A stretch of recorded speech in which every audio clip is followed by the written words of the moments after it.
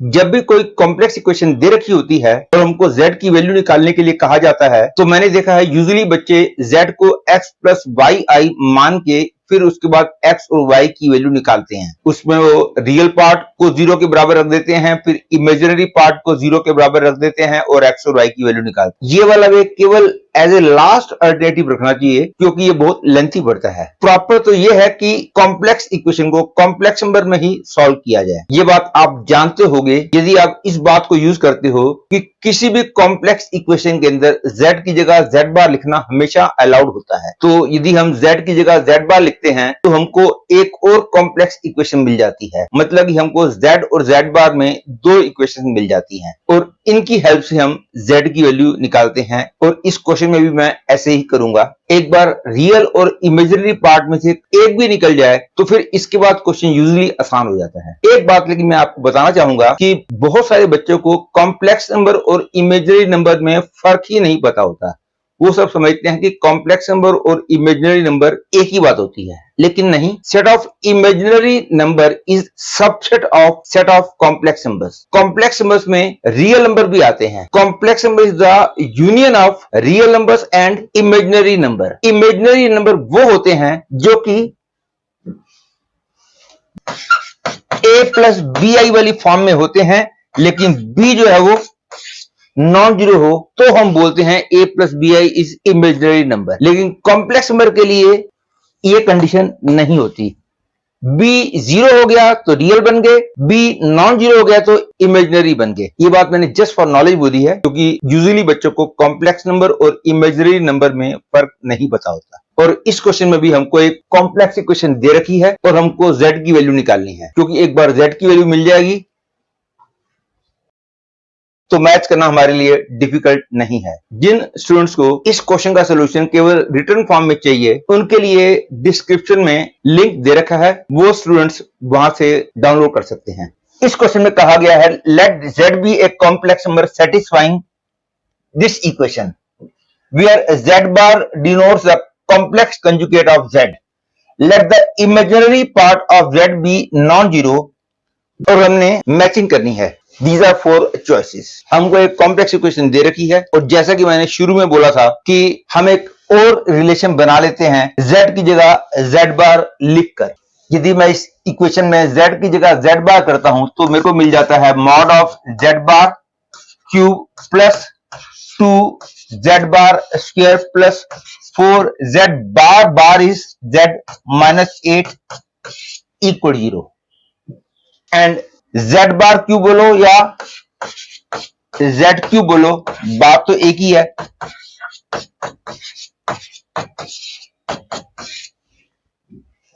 और अब मैं इन दोनों इक्वेशंस को सब्ट्रैक्ट कर देता हूं और after subtraction I will get 2 z square minus z bar square plus 4 into z bar minus z equal 0। और अब मैं 2 इंटू जेड माइनस जेड बार कॉमन ले रहा हूं तो ये बन जाएगा, अंदर में आएगा z plus z bar minus 2 equal 0। And this means 2 into 2i into 2x minus 2 equal 0। That is either y is 0 और x इज 1।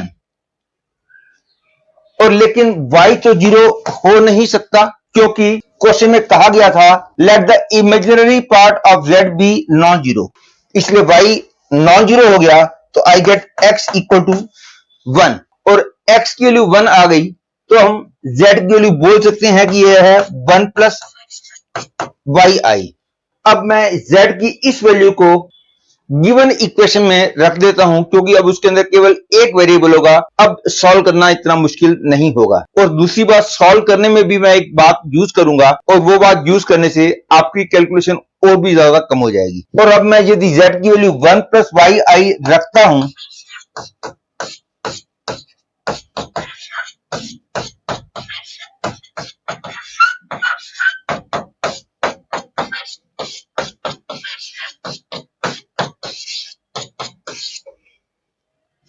और इसके बाद y की वैल्यू निकालने के लिए आप रियल पार्ट और इमेजिनरी पार्ट को इक्वेट कर सकते हो, और इस स्टेप के बाद रियल पार्ट और इमेजिनरी पार्ट दोनों को 0 लिख दो, क्योंकि राइट हैंड साइड में 0 प्लस 0 आई है। और उसके बाद यूजुअली स्टेप होता है कि रियल पार्ट को इक्वेट करके y की वैल्यू निकालो, इमेजिनरी पार्ट को इक्वेट करके y की वैल्यू निकालो, और फिर common value becomes the answer. लेकिन इसके अंदर आप देखो,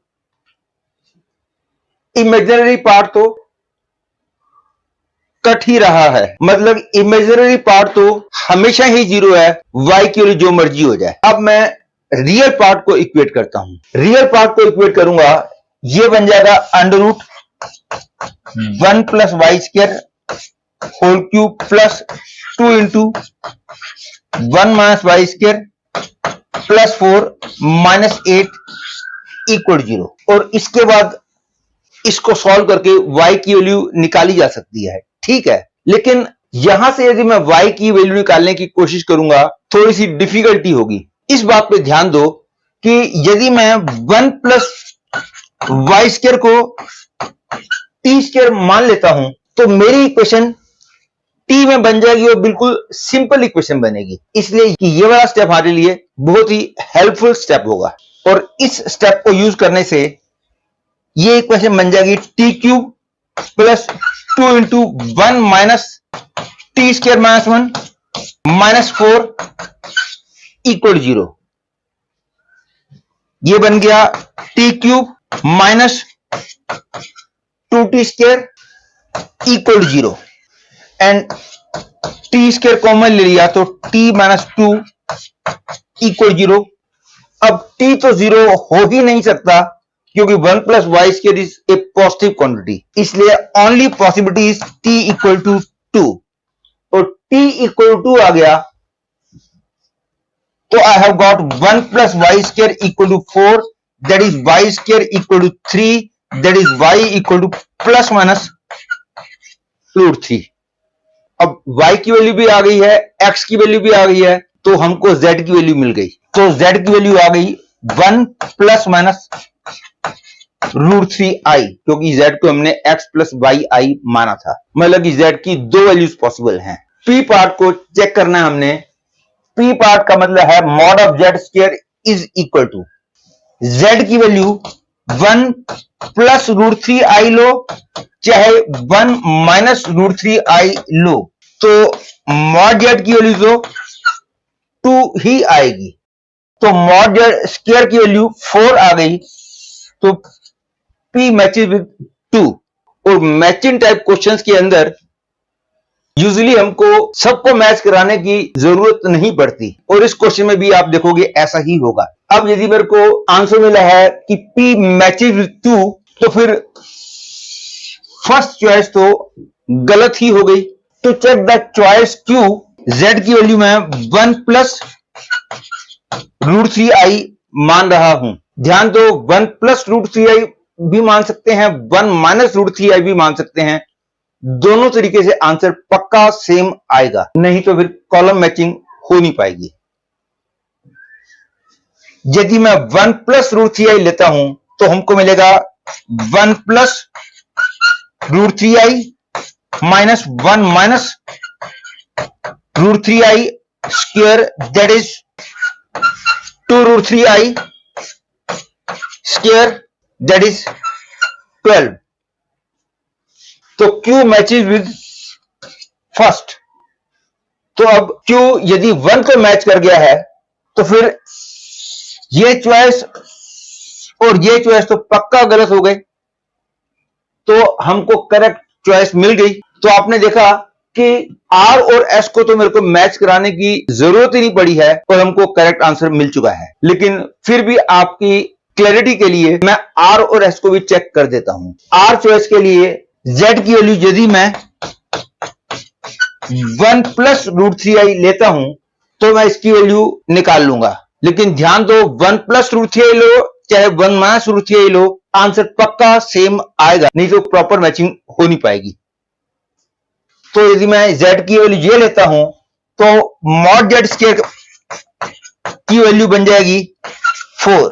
और mod of Z plus z bar का मतलब क्या हो गया? It is 2 and mod of Z plus z bar square जो बन जाएगा वो 4 हो जाएगा। तो इसकी वैल्यू भी 4, इसकी वैल्यू भी 4, तो आर मैचेस विद थर्ड। और एस को चेक करना है, मतलब कि मेरे को mod of Z plus 1 square निकालना है। ये हो गया mod of 1 plus root C i plus 1 का स्क्वायर। अगेन ध्यान रखो 1 माइनस रूट सी आई लो चाहे 1 प्लस रूट सी आई लो, आंसर सेम जरूर आएगा। तो ये बन गया mod of 2 plus root C i square that is 4 plus 3 equal to 7। तो एस मैचेस विद 5।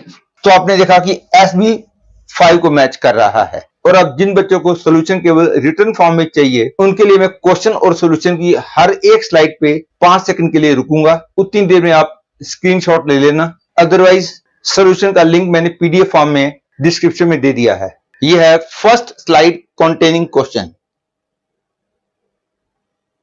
यह है सेकंड स्लाइड, यह है थर्ड स्लाइड, यह है फोर्थ स्लाइड, यह है फिफ्थ स्लाइड। इस सॉल्यूशन में मैंने 1 प्लस वाई स्क्वायर को टी स्क्वायर नहीं माना, जबकि वीडियो सॉल्यूशन में मैंने 1 प्लस वाई स्क्वायर को टी स्क्वायर माना था। 1 प्लस वाई स्क्वायर को टी स्क्वायर मानना जो है ज्यादा अच्छा रहेगा। यह है फिफ्थ स्लाइड, यह है सिक्स्थ स्लाइड,